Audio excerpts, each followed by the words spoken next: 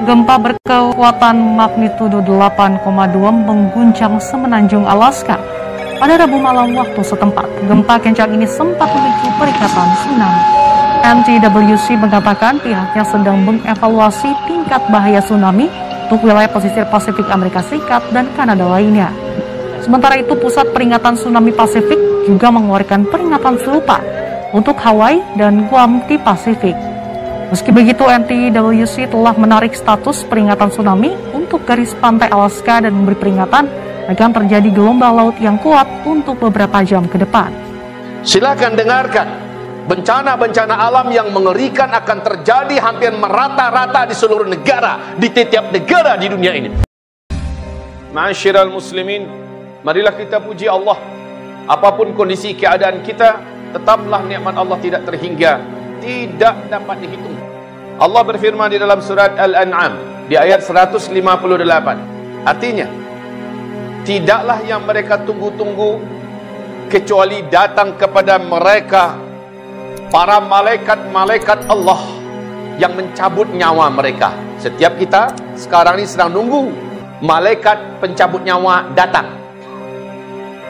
Dan tidak ada satupun yang tidak akan ditewaskan oleh malaikat maut ini.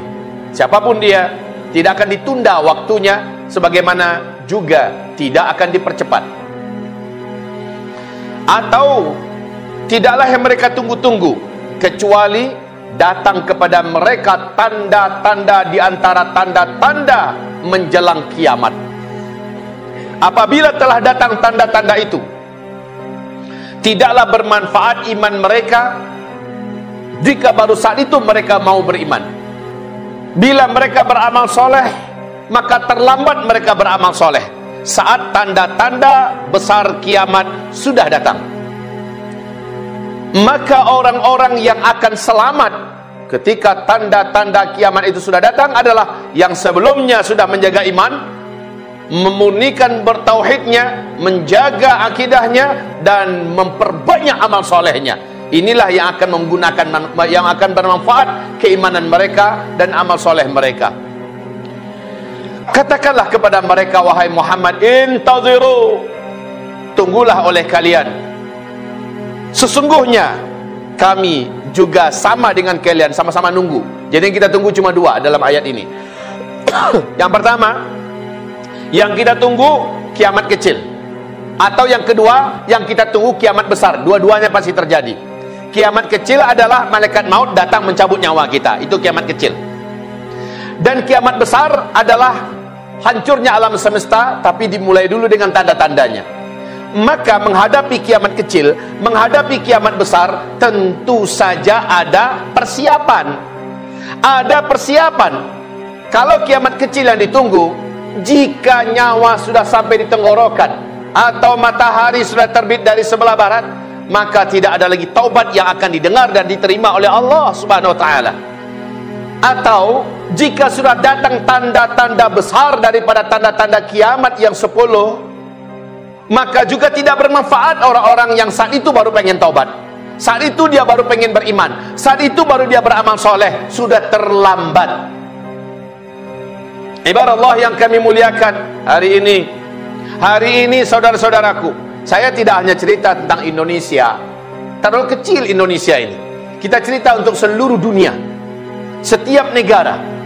Apa yang dulu diceritakan Nabi terjadi seluruhnya di zaman kita sekarang.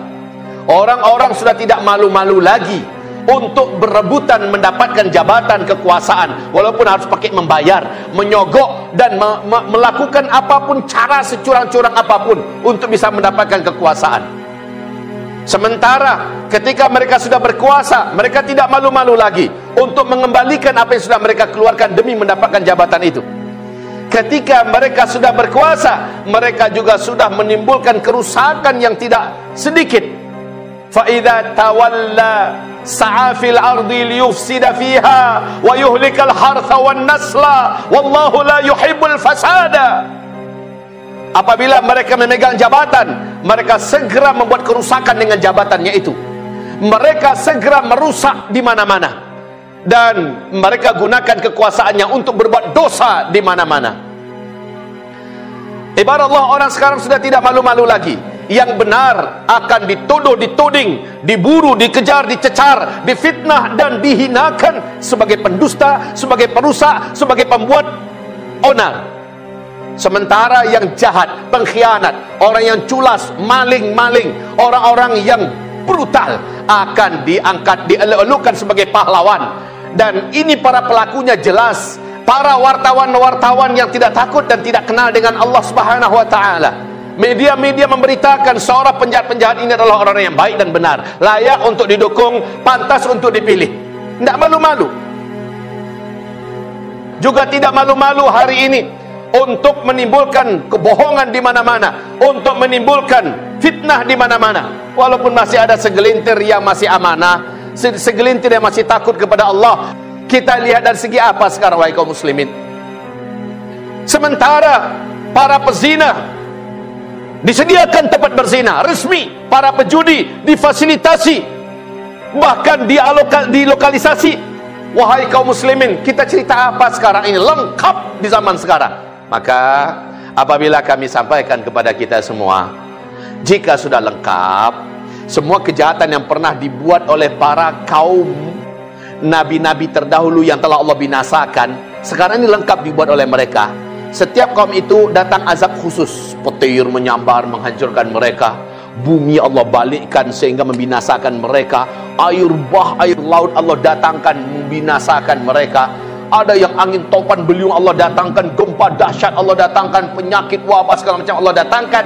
Itu saat mereka punya ciri khas dosa masing-masing di zaman mereka. Lah sekarang di zaman kita ini, dosa itu dibuat serentak oleh manusia, bahkan difasilitasi oleh kekuasaan yang sedang berkuasa. Jika demikian, saya tinggal mengucapkan kata-kata ini, tidak mendoakan, pasti tidak mendoakan. Saya berlindung pada Allah, mana ada mendoakan. Tetapi saya katakan pasti insya Allah Allah akan datangkan segala bencana-bencana yang dulu pernah Allah datangkan kepada generasi-generasi dari nabi-nabi yang kaumnya mendustakan para nabi-nabi itu dan berbuat dosa. Petir, tsunami, gunung meletus, gempa, penyakit segala macamnya Allah akan datangkan serentak bertubi-tubi dan susul menyusul. Saya tidak berani menyebutkan bulan berapa, tahun berapa, tapi melihat daripada semuanya sudah klop dan lengkap dibuat di zaman sekarang, maka saya sah dong mengatakan tak lama lagi. Silakan dengarkan, bencana-bencana alam yang mengerikan akan terjadi hampir merata-rata di seluruh negara, di tiap negara di dunia ini. Bencana-bencana besar, bencana kemanusiaan, peperangan, penyakit yang menyebar di mana-mana, dan pembunuhan, kelaparan, serta bencana-bencana musibah-musibah alam. Tak lama lagi. Mungkin ada yang mau memastikan, kira-kira bisa nggak kami dapatkan startingnya itu yang paling mengerikan itu kapan? Saya jawab, Nabi menjawab dalam hadis Sahih Muslim, bila kejahatan Bani Israel di Israel sana dihentikan oleh Allah Subhanahu wa taala dengan didatangkan pasukan-pasukan yang mengalahkan mereka, lalu saat itu khilafah Islamiyah dikumandangkan di Baitul Maqdis. Apabila itu terjadi, kata Rasulullah sallallahu alaihi wasallam, hadis sahih riwayat Imam Muslim, apabila itu terjadi, maka ketahuilah oleh kalian pada saat itulah gempa-gempa besar terjadi di muka bumi. Gunung-gunung akan meletus di mana-mana, banyak negeri-negeri yang tenggelam, banyak petaka-petaka bencana dan peperangan melanda di mana-mana. Apabila khilafah Islamiyah dikumandangkan di negeri Syam, tepatnya di Baitul Maqdis, dan negeri teraman saat itu adalah Palestina, kata Rasulullah. Berarti saat itu, kata Rasulullah sallallahu alaihi wasallam, dunia akan dipenuhi dengan berbagai macam bencana alam yang mengerikan. Peperangan, pertumpahan darah, kelaparan dan penyakit, dan segala macam kekacauan terjadi. Semua yang diciptakan Nabi sallallahu alaihi wasallam sudah sah untuk diberlakukan oleh Allah Subhanahu wa taala. Akibatnya, kalau sebab sudah didatangkan semua, sebab sudah dibuat oleh manusia semua. Akibatnya lagi, akibatnya insya Allah soon, very very soon, sangat dekat sekali.